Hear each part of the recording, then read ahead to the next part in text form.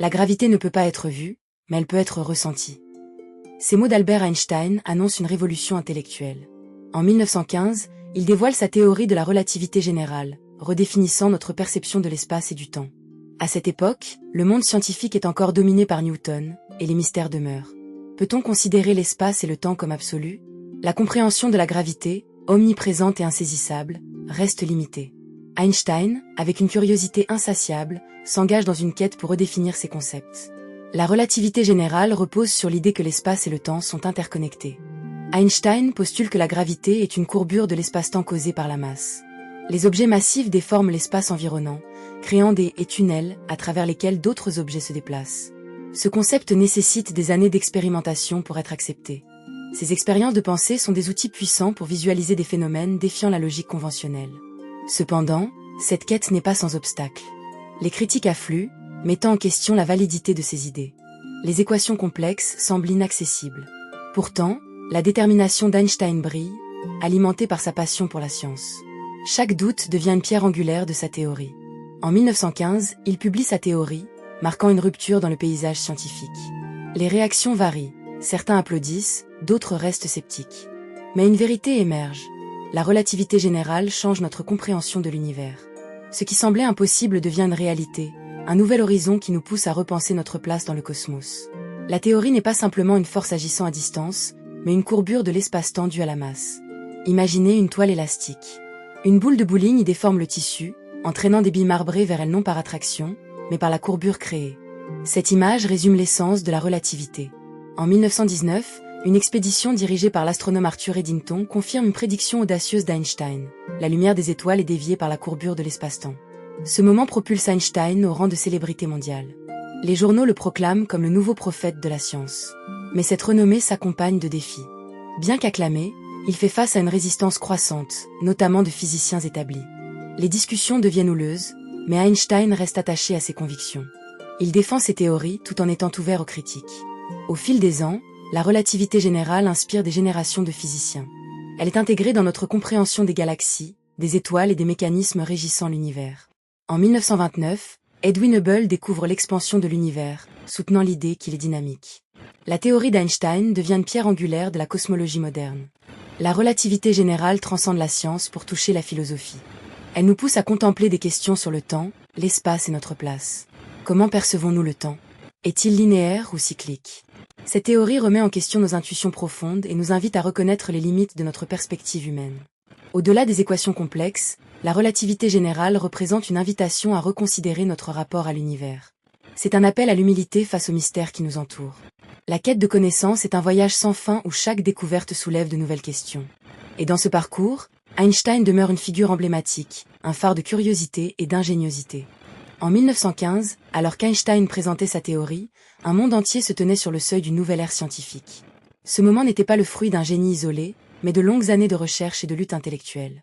Avant de poser sa plume sur ce manuscrit décisif, il avait navigué à travers un océan de scepticisme. Les bases de la relativité se bâtissent dans l'ombre d'une communauté scientifique dominée par Newton.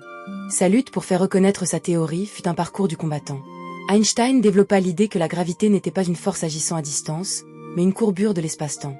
Imaginez un drap. Une boule de bowling au centre le déforme, créant une courbure. Les billes autour, représentant les planètes, suivent des trajectoires courbées. Cette vision exigeait une réévaluation des croyances fondamentales sur la nature de l'univers. En 1915, après des années de travail acharné et de réflexion profonde, il présente pour la première fois sa théorie à l'Académie des sciences de Berlin. Les membres, bien que perplexes, écoutent attentivement. Albert, en se tenant devant eux, ressent une pression immense. Chaque regard posé sur lui est chargé d'attente. La salle est remplie de physiciens réputés, et parmi eux, des figures influentes comme Max Planck. Il fait une pause, prend une profonde inspiration. Le temps semble suspendu. Les mots qu'il prononce semblent vibrer dans l'air épais. Chaque équation, chaque postulat qu'il expose est le fruit de décennies de réflexion. Einstein, convaincu de l'importance de son travail, se laisse emporter par l'enthousiasme qui l'habite. Il sait que ce qu'il présente n'est pas simplement une théorie, mais une vision radicalement nouvelle de l'univers. Il parle de la déformation de l'espace-temps, illustrant son propos par des exemples concrets. Les visages dans l'assemblée se figent, certains se frottent le menton, d'autres échangent des regards surpris. La tension dans la pièce est palpable. La gravité n'est pas une force mais un effet de la courbure de l'espace-temps, dit-il, ses yeux brillant d'une intensité nouvelle. Ces mots résonnent comme un écho dans l'esprit des auditeurs. Les semaines qui suivent sont marquées par des débats enflammés. Des physiciens s'opposent à lui, réclamant des preuves irréfutables. Einstein, cependant, persévère. Il sait que les vérités scientifiques ne se révèlent pas instantanément. Certaines nécessitent des épreuves, d'autres un changement de paradigme. Et il est prêt à attendre. Les critiques proviennent principalement de ceux qui ont bâti leur réputation sur les fondements de Newton. Des voix puissantes, comme celles de Hendrik Lorentz et de Henri Poincaré, remettent en question ces idées. Les équations d'Einstein, bien que mathématiquement élégantes, semblent insaisissables. Pour eux, la gravité doit être comprise comme une force, une interaction immédiate entre les corps. Mais la curiosité d'Einstein est plus forte que le découragement. Dans son laboratoire, il continue à travailler, à explorer des concepts déroutants. Son bureau est un mélange de papiers éparpillés, de livres ouverts, où des notes griffonnées cohabitent avec des croquis de l'univers. Il passe des nuits blanches, animé par une passion dévorante. Ses pensées fusent, comme des étoiles filantes dans un ciel nocturne. En 1919, c'est notamment grâce à l'expédition d'Eddington, qui se rend à l'île de Principe pour observer une éclipse solaire, que les doutes commencent à se dissiper. Les astronomes y mesurent la déviation de la lumière des étoiles passant près du Soleil. Lorsque les résultats sont publiés dans les jours qui suivent, le monde scientifique est en émoi. Les journaux titrent sur la victoire d'Einstein, le qualifiant de prophète de la science moderne. La photo d'Einstein, avec ses cheveux ébouriffés et son regard pénétrant, fait le tour du monde. C'est une image emblématique. Pourtant, derrière cette gloire se cachent des défis personnels. Bien que salué, Einstein se voit confronté à un monde de tensions politiques croissantes, particulièrement en Europe. En tant que juif dans une Allemagne où l'antisémitisme grandit, il ressent une forme d'isolement. En 1933, la montée du nationalisme le pousse à fuir vers les États-Unis. Dans cette nouvelle terre d'accueil, il trouve un environnement stimulant pour ses recherches. Il devient professeur à l'Institute for Advanced Study de Princeton, où il continuera à explorer les mystères de la relativité. Mais son rôle va au-delà de celui d'un simple scientifique. Il devient une voix influente, plaidant pour la paix et les droits civiques. Son engagement éthique fait de lui un défenseur ardent des droits de l'homme. Il s'exprime contre la guerre, dénonçant les dangers d'une science utilisée à des fins destructrices. Sa réflexion sur la responsabilité sociale des scientifiques prend une ampleur nouvelle. Einstein comprend que la connaissance acquise doit servir à l'humanité. La relativité générale a redéfini notre compréhension de l'univers et continue d'influencer la technologie moderne. Chaque jour, des millions de personnes utilisent des technologies reposant sur ces principes.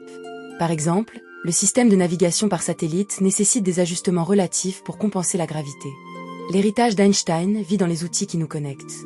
Au-delà des équations mathématiques, la relativité générale a ouvert la voie à une multitude de découvertes. Les recherches sur les trous noirs et les ondes gravitationnelles ne seraient pas possibles sans les bases qu'il a posées. Les astronomes contemporains, en scrutant les profondeurs de l'univers, continuent de s'appuyer sur ces idées. Les événements cosmiques, tels que la collision de deux trous noirs dans des galaxies lointaines, sont des manifestations des principes d'Einstein. À travers ses écrits, il a inspiré des penseurs et des artistes. Ces idées deviennent des métaphores de l'existence humaine. La relativité est un symbole de la capacité humaine à transcender les limites de la tradition. Elle nous rappelle que la curiosité et la détermination peuvent mener à des révélations qui changent l'histoire. En regardant vers l'avenir, il est essentiel de réfléchir à la manière dont nous pouvons intégrer les leçons d'Einstein dans nos vies.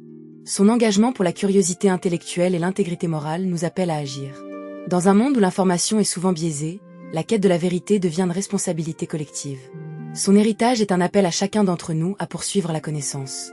Ainsi, alors que nous contemplons les mystères de l'univers, nous devons également nous interroger sur notre place dans cet immense tableau. La relativité générale n'est pas seulement une théorie, c'est une invitation à embrasser les complexités de la vie avec un esprit ouvert. En méditant sur son héritage, nous sommes encouragés à poursuivre nos propres quêtes et à contribuer à la grande aventure humaine. Enfin, l'impact d'Albert Einstein nous pousse à réfléchir à notre propre légende, à nos luttes pour la compréhension et la paix dans un monde en transformation. Que son message de curiosité et de responsabilité nous accompagne, un phare illuminant notre quête infinie de connaissances.